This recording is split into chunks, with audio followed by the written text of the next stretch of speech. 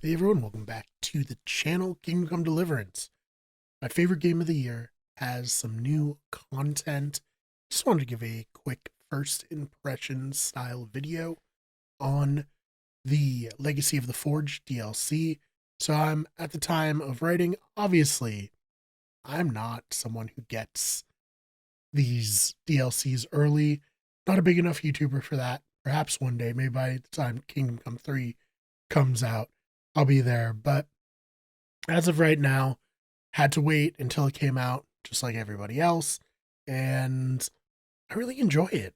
I think that it's quite fun. So, the premise behind this DLC is that Henry, as a kid, visited Gutenberg with his father, Martin. Martin used to work at a forge in Gutenberg. The person who ran it, who he was an apprentice under, passed away, and ultimately the forge fell into disrepair. And his widow, well, she still lives there, came out while you are kind of admiring the forge because Henry recognizes it and basically is like, hey, you're Martin's son. Martin used to be apprentice. I know him. That's awesome. Would you be interested in running the forge? And that's basically how it kicks off. You just end up running the forge for this nice old lady, and it kind of adds a lot to the game that you wouldn't necessarily have elsewise. You can have like your own rooms at inns in the game, and those do kind of feel like home. But with the Legacy of the Forge DLC, it really adds an element of having a place for Henry to live and call his own.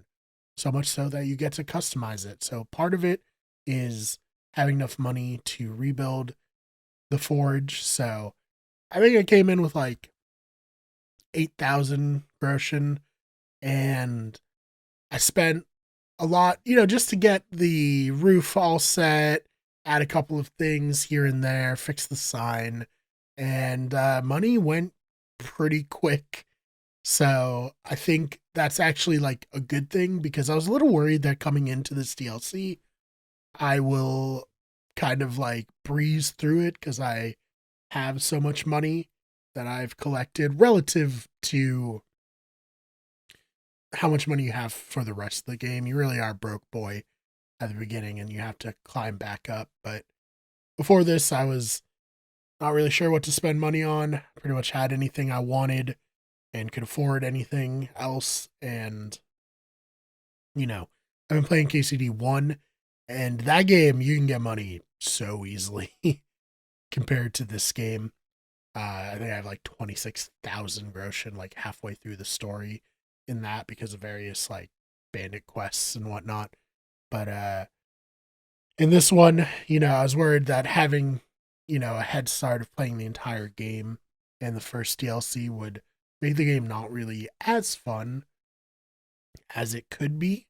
But fortunately, that wasn't the case because I spent money and I still feel like I have so much to go.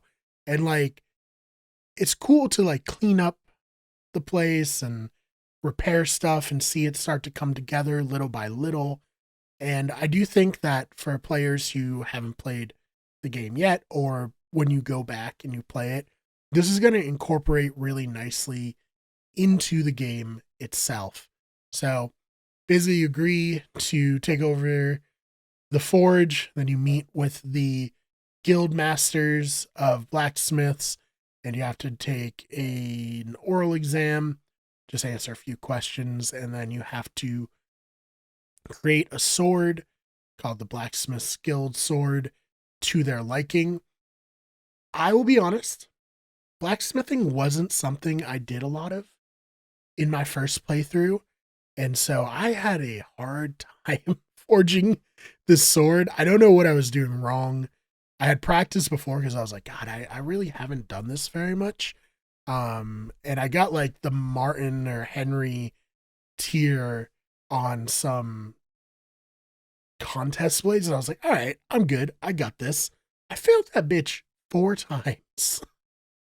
And I ended up having to do a thing where you kind of go and skirt around it with one of the blacksmith guild members, and he forges it.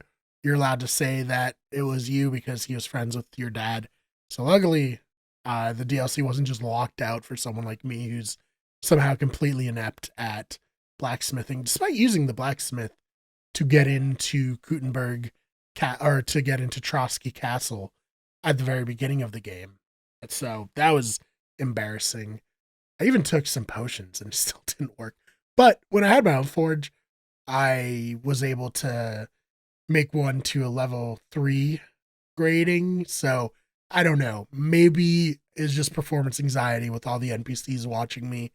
So don't worry if you're like me and you're pretty bad at making swords and stuff, because the DLC gives you a way around it and it just costs you some groschen, which, like I said, was fine where I was given how much I had at the time. So on top of that, you have like little daily activities. People come, ask for commissions. The old lady who you're running it with will have you deliver stuff for her and give you commissions for some of her friends. One lady asked me to pull her husband's tooth because it was like infected, and got money for that. So there's a lot of like fun things. And I think what will keep me coming back to this is it's not only the building the forge, although that will definitely keep me entertained for a while. It's not only making swords, but you also can go out and fight bandits to collect stuff because either things are getting stolen or, people have taken certain documents from the guild and you got to go out. So there is like a little bit about getting back into fighting there, but ooh, having played KCD1, coming back to KCD2, it's just different enough and the controls are different enough to where I was like, how do I do this again? I swear I was good at this game at one point months ago, the last time I played it. So that's, it's kind of fun because that's a challenge where I felt like by the end of KCD2, there was not much of a challenge. I had to like be like, how do I master strike again? What combos are there? And so that was very funny and fun. And yeah, I'm just really enjoying the Legacy of the Forge DLC so far. It's $15.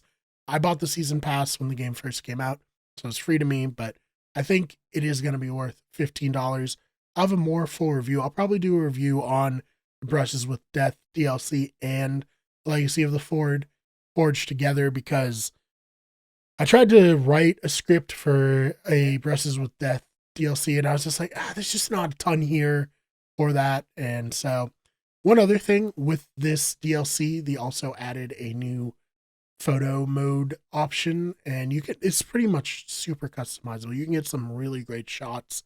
Outside of this, one of like my main hobbies is being a photographer. I've gotten published for cosplay photography, and like I love it.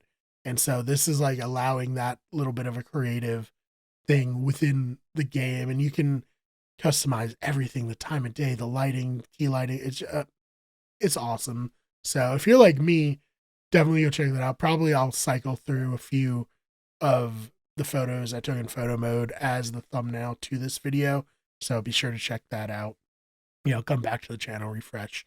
You can also follow me on Instagram. I'll post them on the Wicked Good Everything Instagram. So yeah, I suggest it based on the 5 or so hours I've played so far. It's nice to be back in Kutenberg playing KCD2. I love KCD1 and I'll have a full video on that sooner than later, but I don't want to rush through it just to get a video out for that. So have you been playing Legacy of the Forge? If so, what do you think about it? Would love to hear from you in the comment section down below. If you enjoyed this video, please subscribe. We got videos like this coming out once a week at the very least, if not more. And we also have our other channels, which include Those Fake Nerds and Better Radio, our podcasting channel. So please check those all out if you enjoyed this, and I will see you in the next one.